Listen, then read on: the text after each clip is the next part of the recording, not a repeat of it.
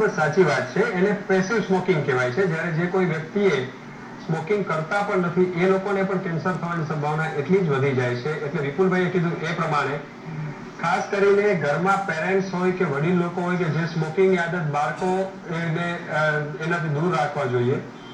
કારણ કે એ જે ધુમાડો છે એ બાળકોના શ્વાસમાં જાય તો એ પણ એટલો જ નુકસાનકારક છે.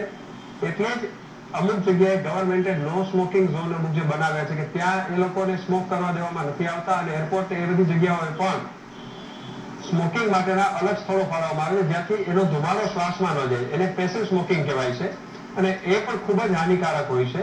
અને એ પેસિવ સ્મોકિંગથી પણ દુનિયાની અંદર વર્ષે લાખો લોકો મૃત્યુ પામે છે. જે સ્મોક ફ્રી ઝોન છે એની અંદર ખાસ કરીને જે બાળકો છે અને ગર્ભવતી મહિલાઓ છે એને ખાસ કરીને આની સાઈડ ઇફેક્ટ થતી હોય છે.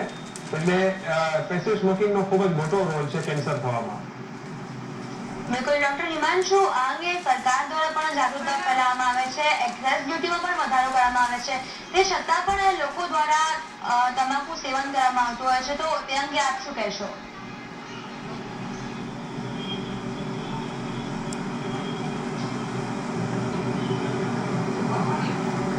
હમણાં જે વિપુલભાઈએ કીધું એ પ્રમાણે આપણે સામાજિક રીતે દરેક વ્યક્તિએ ઇનિશિયેટિવ લઈ અને જે લોકો વ્યસન કરે છે એમને છોડાવવું જોઈએ. વ્યસન વિશે જાગૃતતા કેળવવી જોઈએ. જે રીતે એડવર્ટાઇઝમેન્ટથી થઈ શકે, પરિસંવાદ યોજીને થઈ શકે, ડોક્ટરોની મદદથી પણ આ વસ્તુ શક્ય બને કે દરેક ડોક્ટરો એને કાઉન્સેલિંગ કરીને વ્યસન છોડાવવા માટે પ્રેરે પેશન્ટને, અને જે ડોક્ટરો કરતા જ હોય છે. ખાસ કરીને આ બધા ઉપરાંત વ્યક્તિની અંદરનો દ્રઢ નિર્ધાર ખૂબ જરૂરી છે. અને વ્યસન વાળા વ્યક્તિ માટે ખાસ પોતાના પરિવાર માટે પણ એને વ્યસન છોડવું જોઈએ અને દ્રઢ નિર્ધારથી કુદરતે આપેલી અમૂલ્ય માનવ જિંદગી જીવવાની તક એક જ વાર મળતી હોય છે સમજી અને વ્યસન છોડવા માટેના દરેક પ્રયત્નો સમાજમાં અવેલેબલ છે. સમાજમાં સોર્સિસ પણ અવેલેબલ છે કે જેનાથી વ્યસન મુક્ત થઈ શકે. પણ ફર્સ્ટ એન્ડ ફોરમોસ્ટ ખૂબ જ અગત્યની બાબત છે દ્રઢ નિર્ધાર. કારણ કે એક્સાઇઝ ડ્યુટી વધારવાથી એની વ્યસનથી એટલો બધો જકડાયેલો હોય છે કે કદાચ મોંઘી વસ્તુ આવશે, મોંઘી વસ્તુ મળશે સિગરેટ, તો પણ એ કન્ઝ્યુમ તો કરવાનો છે કારણ કે વ્યસનમાં જકડાયેલો છે. તો એના માટે આપણે ઇનિશિયેટિવ સર્વે લઈ અને એને વ્યસન મુક્ત કરવા માટેનું અભિયાન ચલાવવું જોઈએ.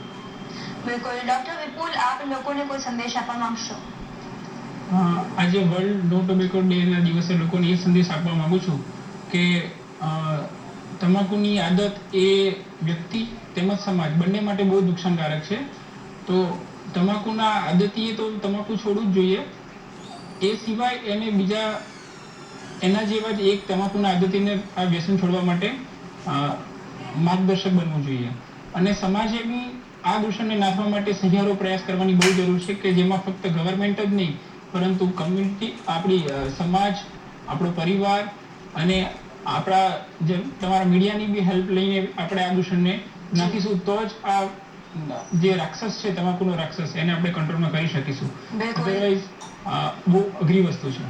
બિલકુલ. આપ બંને મહાનુભાવો જોડાયા તે બદલ આપનો ખૂબ ખૂબ આભાર. દર્શક મિત્રો, આજના વિશેષ કાર્યક્રમમાં અત્યારે બસ આટલું જ. મને રજા આપશો.